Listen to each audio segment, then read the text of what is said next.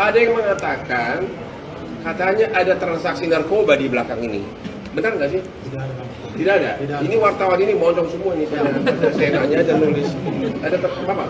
Bukannya Bapak mau menyembunyikan ada transaksi narkoba? Tidak ada. Terus ada juga gosip selama ini kata ini Bapak melindungi cucu dari seorang jenderal polisi. Benar nggak? Aduh, saya tidak kenal jenderal Bang Medi. Saya hanya orang biasa. 2016 merasa itu Bang. Bintara Ya. itu saya dalam. Pertanyaan berikutnya, hampir semua pelaku ini tergolong pekerja bangunan ya? Ya, semua pekerja bangunan.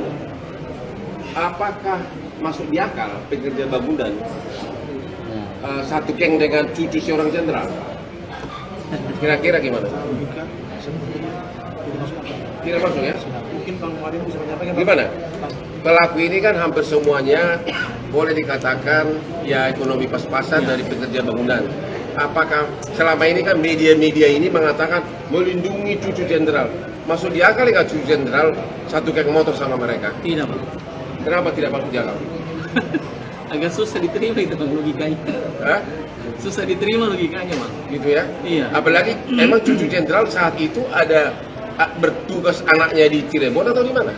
Itu dia yang Ada nggak di situ cucu jenderal yang anaknya bertugas di situ? Di Cirebon? Nggak ada. Ya, kalau dia jenderal ngapain di Cirebon ya? Download Tribun X sekarang. Menghadirkan lokal menjadi Indonesia.